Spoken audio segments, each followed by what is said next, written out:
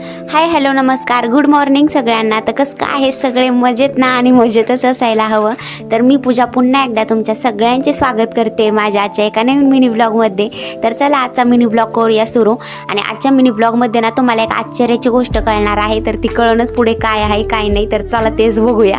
तर हे बघा आता उन्हाळ्यात पाऊस काळा चालू आहे आमच्या नागालँडला. इकडं काहीतरी इतका जोरदार पाऊस झाला की बापरे, म्हणजे विषयच नाही पावसाचा.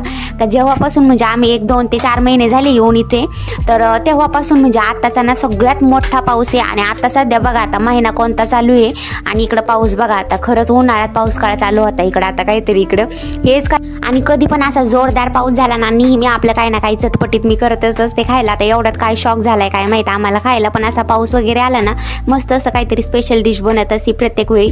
पण यावेळी ना काही स्पेशल असं एवढं स्पेशल मी बनवणार नाहीये, सिम्पल असंच बनवणार आहे. आता यावरून तुम्हाला थोडं कळलं पण असं मसाल्यांवरून मी काय बनवते. तर मॅगी बनणार आहे आज मस्त अशी, कारण की कॅन्टीनला गेले होते ना तर मी 1 पॅकेट काहीतरी आणलं होतं. आणि असं कधी मध्ये खाल्लेलं चलतं की कायम नाही खाल्लेली पाहिजे मॅगी.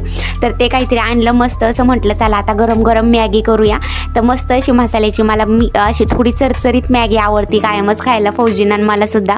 तर तीच काहीतरी बेत करायचा चालला होता. आणि हे दोघं बघा आता नजरच ठेवून होते कधी तर माझी मॅगी रेडी होते कधी नाही. तर हे काहीतरी फायनली आमची मॅगी रेडी झाली आणि मस्त अशी आम्ही तिघांनी पण एन्जॉय केली. त्याचा काही व्हिडिओ घ्यायचा लक्षातच नाही राहिला.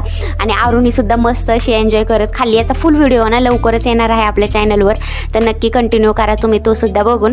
तर इथं काहीतरी ना आरूचं बघा म्हणजे असं फुग्यात हवा भरायचं काम चाललं होतं. कारण की तिची चालली होती चिडचिडी, तिला बाहेरच जाता येत नव्हतं कुठंतरी खेळायला. यामुळे लेकरांची खूप चिडचिड होते असं पाऊस झाला का.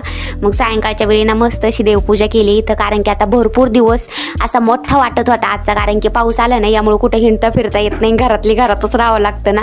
तर यामुळं तर फायनल लुक असा काहीतरी बघा आता आपल्या क्वार्टरचा आलाय. कारण की हे काहीतरी काम चालू होतं ना यामुळे कार्पेट असं गोळा करून ठेवलं होतं. तर सगळं काही मस्त असं आता आथरून दिलंय. तर फायनल लुक मस्त असा दिसतोय रूमचा.